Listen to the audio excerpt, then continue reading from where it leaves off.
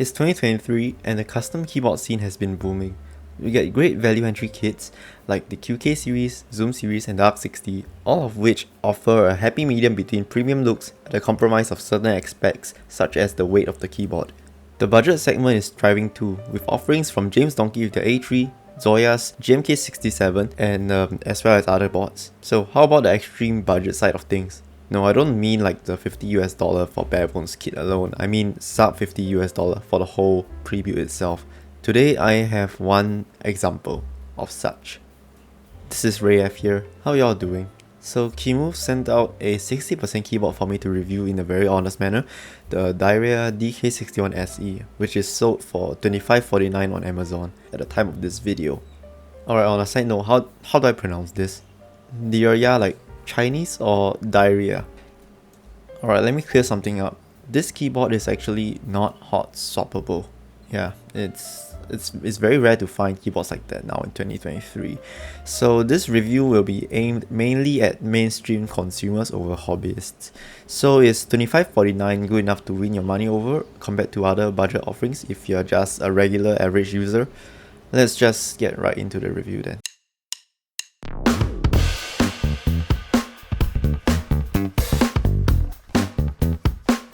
So the DK61SE comes in a very pretty looking box. I'm not a box enjoyer, so I don't really care how nice the box is, but it looks thick enough to protect the keyboard during shipment. Opening up the box, you'll see the keyboard in all its glory, followed by a standard braided USB-C cable that's pretty thick, so I don't think it'll conform to any angles or most angles that you set it on. Also, you'll find the usual cheap keycap puller that I will not recommend using actually, as it scratches up the keycap edges. Just spend $2 and get a wire metal puller, or get one of those Ultra keycap pullers from Taobao for roughly $260.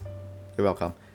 Underneath, you'll find a paper with all the function layer hotkeys, and because yes, this keyboard seemingly does not come with any software. Overall, pretty neat unboxing experience for such a cheap board. Now to the main attraction itself, the DK61SE. Design wise, it's really simple. Rounded corners that look like any other budget tray mount like the GK61 and the RK61. Generic looking, but it is a design choice that you just can't really go wrong with. The slope that creates the typing angle also lends for a very simple looking design that can blend in with a lot of monochromatic setups. The only gripe I have is the Dierya logo that is emblazoned on the front. It really takes away from the clean, simple aesthetic that the board was going for, and it reduces it to looking somewhat tacky. I have not seen many boards with a giant logo stuck to the user's peripheral vision lately. Flip it to the back and you'll see some etchings that were meant for wireless versions, toggle switches, and a USB dongle holder, and a Dierya branded sticker with a serial code that looks suspiciously spicy.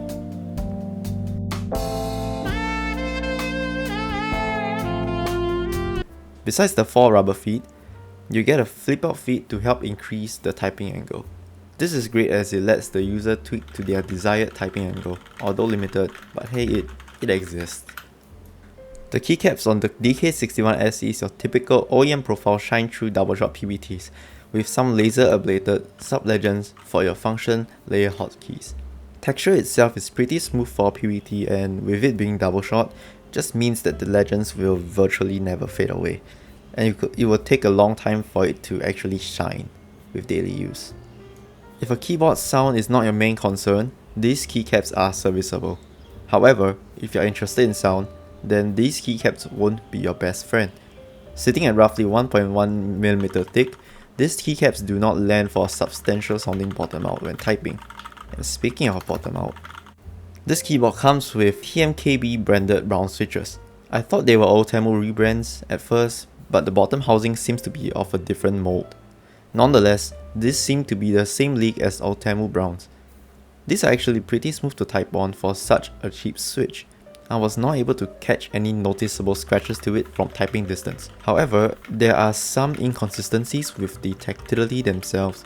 I had instances where my K and L keys felt less tactile than the O and P keys. While they aren't jarring, it's something to keep in mind. Also, there was a great deal of spring ping from these switches. Not surprising, but again, something to take note of.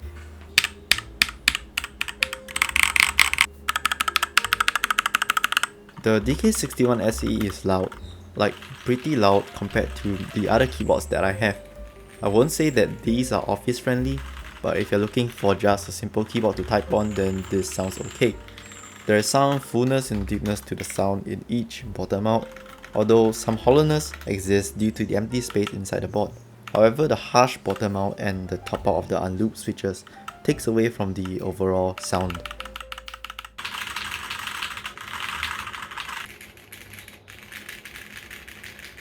The DK61SE comes with plate mounted stabilizers with a small dose of factory loop applied, which is great.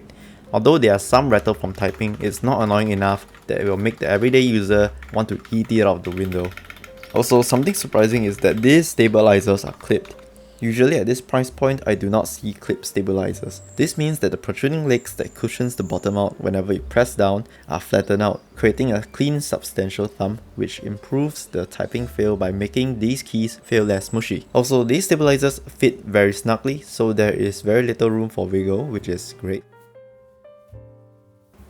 This keyboard comes with a very cool startup animation that's pretty common with budget boards, and a multitude of backlight effects. You got your common reactive effect, the breathing effect, to the spiral effect, and so on.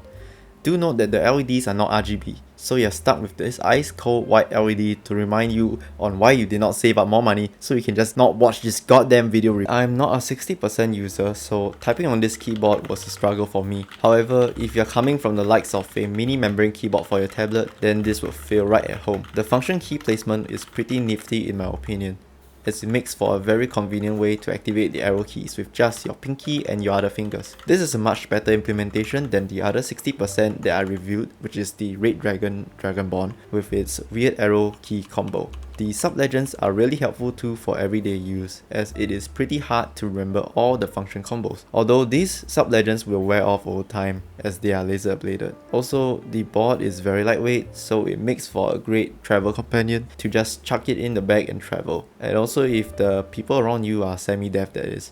So a board like this for $25 US, how did it fare? It just falls short on one thing: hot swappability.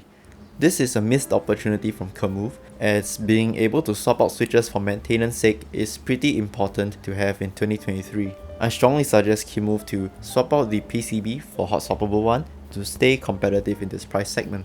It could potentially help the end user with no soldering experience to save money just by purchasing a switch instead of a whole keyboard. Otherwise, it's dirt cheap, comes with prelube stabilizers that does something I guess, and has switches that seems to be pretty smooth for a stock experience. Besides the hot swap thing, it seems like an okay package if you just want to grab a cheap keyboard for use and not wanting to do any form of tinkering with it.